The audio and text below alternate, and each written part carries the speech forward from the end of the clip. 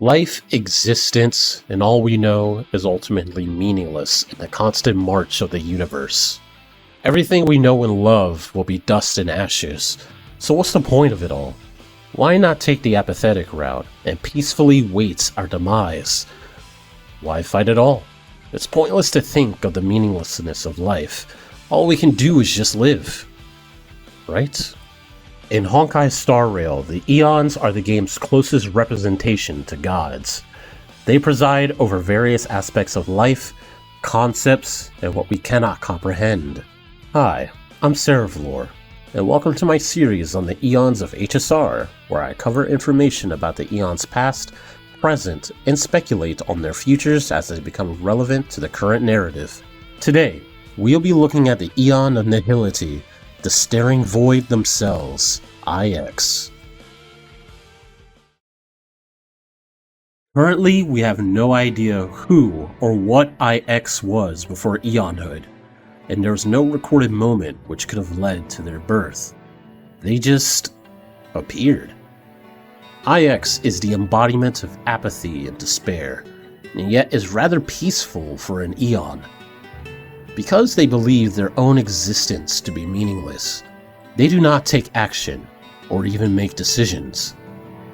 There are some major events involving IX that we know of before the start of HSR.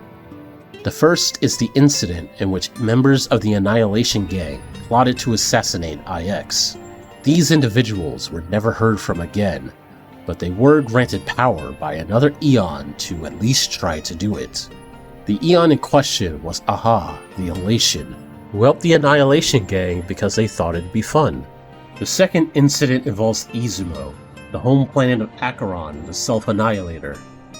Izumo was encircling the shadow of IX along with another planet before being destroyed.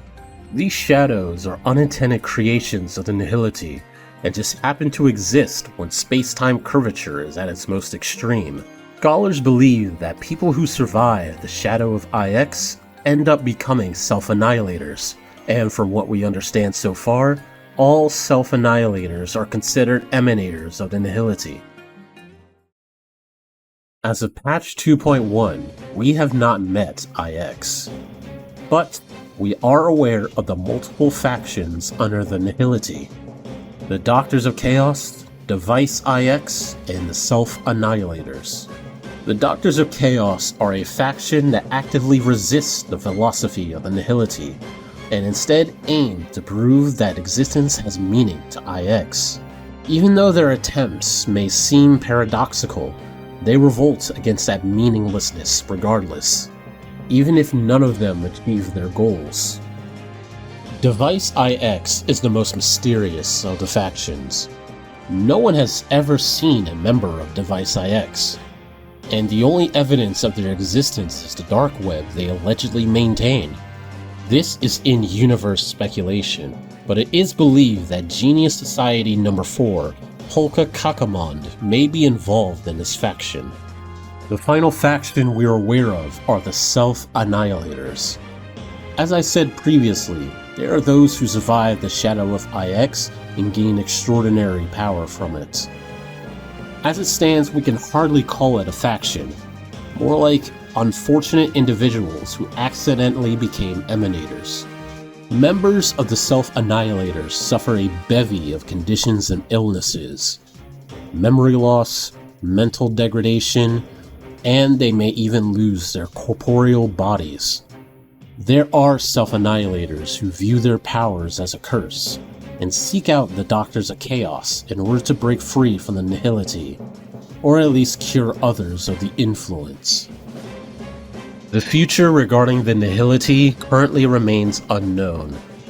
If the Trailblazer is destined to attain all of the paths, then chances are we will have dealings with IX in the future. As for now, we have Acheron, the Self-Annihilator, as our only link to further developments for the Nihility. Maybe Acheron will also seek out the Doctors of Chaos for a cure. Maybe she decides to find her own salvation.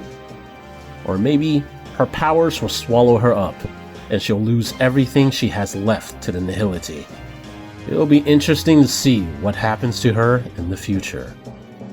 Thanks for watching, and I'll see you guys next time.